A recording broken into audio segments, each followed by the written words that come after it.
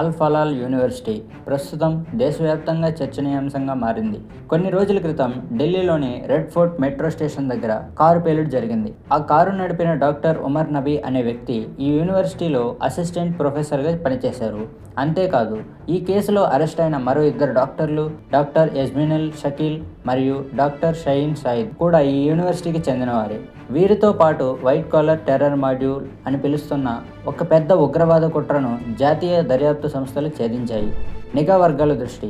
ఈ యూనివర్సిటీ ఆవరణకు దగ్గరలో ఉన్న అద్దె గదుల్లో ఏకంగా 2900 కిలోల పేలుడు పదార్థాలు స్వాధీనం చేసుకున్నారు. దీని అర్థం ఈ విద్యాలయం ఉగ్రవాద కార్యకలాపాలకు కేంద్రంగా మారిందా అనే ప్రశ్న ఇప్పుడు దేశ భద్రతా ఏజెన్సీలు కలవరపెడుతుంది. ఉగ్రవాద ఆరోపణలను వేడి చల్లారకముందే యూనివర్సిటీకి మరో 2 భారీ ఎదురుదెబ్బలు తగిలాయి. తాజా అప్డేట్స్ ఇవి. NAAC show cause notice.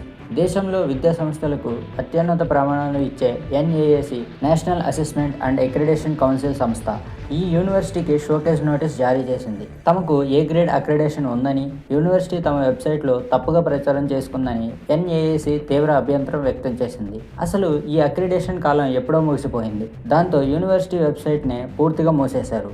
AIU suspension. దేశంలోని విద్యా సంస్థల సంఘం AIU association of Indian universities కూడా అల్ ఫలాల్ యూనివర్సిటీపై వేటు వేసింది. గుడ్ స్టాండింగ్ ప్రమాణాలు లేవని పేర్కొంటూ యూనివర్సిటీ సభ్యత్వాన్ని తక్షణమే రద్దు చేసింది.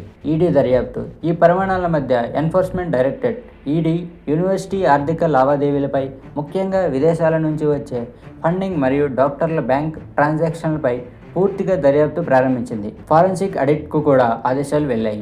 ఒకవైపు ఉగ్రవాద లింకులు, మరోవైపు తప్పుడు అక్రిడేషన్ ఆరోపణలు, ఇంకోవైపు ఆర్థికపరమైన దర్యాప్తు. ఇలా అల్ ఫలాల్ యూనివర్సిటీ ఇప్పుడు 3 వైపుల నుంచి దాడి ఎదుర్కొంటుంది. ఈ మొత్తం వ్యవహారం దేశంలోనే ఉన్నత విద్య యొక్క ప్రమాణాలు, దాని పర్యవేక్షణపై తీవ్రమైన ప్రశ్నలు రేకెత్తిస్తుంది.